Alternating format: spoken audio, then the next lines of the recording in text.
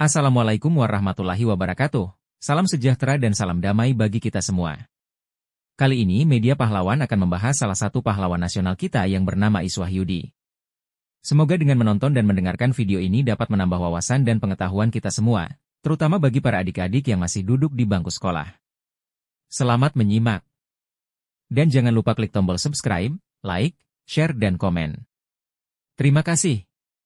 Iswahyudi, tokoh penerbang Indonesia. Pendidikan yang ditempuhnya mempunyai kemiripan dengan Bapak Penerbang Indonesia, Mas Agustinus Adi Sucipto. Ia bersekolah di HIS, Hollandsche Inlandsche School, MULO, Meer Uitgebreid Onderwijs, di Surabaya, dan AMS, Algemeen Middelbaar School, di Malang sebelum akhirnya mengikuti pendidikan sekolah penerbangan, Militaire Luchtvaart Opleiding School, hingga ia mendapatkan Klein Militaire Brevet di Kalijati, Jawa Barat. Akhir hidupnya juga mempunyai kemiripan dengan Adi Sucipto, namanya juga diabadikan untuk nama salah satu lapangan terbang di Indonesia. Dialah Iswahyudi, kelahiran Surabaya 15 Juli 1918. Sebenarnya Iswahyudi pernah pula mengenyam pendidikan sekolah dokter di Nias, Nederlandse Indische Artsen School, meski tidak sampai lulus. Sepertinya, keinginannya untuk menjadi penerbang lebih besar dibanding menjadi dokter, hingga ia memilih meneruskan pendidikannya ke sekolah penerbangan. Ketika Jepang menduduki Indonesia, Iswahyudi turut diungsikan Belanda ke Adelaide, Australia. Sekitar setahun kemudian, di tahun 1943, ia berhasil melarikan diri dari negeri kanguru tersebut dengan menaiki perahu karet. Ia memang berhasil selamat tiba di tanah air, namun tak berapa lama kemudian ia ditangkap dan ditahan Jepang karena sosoknya selaku siswa sekolah penerbang Belanda diketahui pasukan Jepang. Ia ditahan di Surabaya.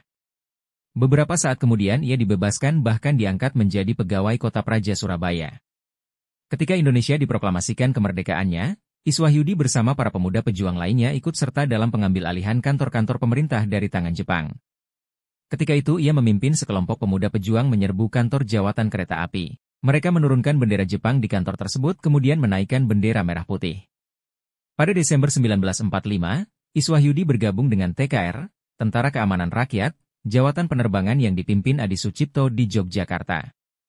Ia dan Abdul Halim Perdana Kusuma ditunjuk sebagai wakil AU RI pada Komandemen Tentara Sumatera dan mendapat tugas khusus mencari bantuan senjata ke luar negeri. Ketika Iswahyudi menjabat Komandan Pangkalan Udara Gadut Bukit Tinggi, ia menyerukan kepada masyarakat Bukit Tinggi dan Sumatera Barat untuk bersama-sama menyumbangkan uang untuk membeli pesawat terbang.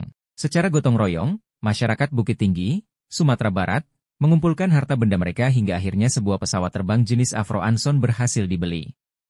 Pesawat tersebut kemudian diberi registrasi RI-003.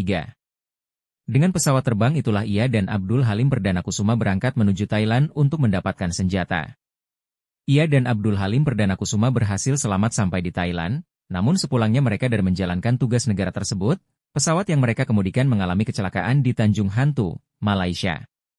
Meski jenazah Iswahyudi tidak ditemukan ketika itu, namun diperkirakan Iswahyudi gugur sebagai kusuma bangsa pada peristiwa 14 Desember 1947 tersebut. Secara simbolik, Iswahyudi dimakamkan di Taman Makam Pahlawan Kalibata, Jakarta. Pemerintah Indonesia mengangkat Marsda Anumerta R. Iswahyudi selaku pahlawan nasional berdasarkan Surat Keputusan Presiden Republik Indonesia Nomor 063 TK tahun 1975, tanggal 9 Agustus 1975. Namanya juga diabadikan untuk nama lapangan terbang di Maospati, Barat Kota Madiun, Jawa Timur.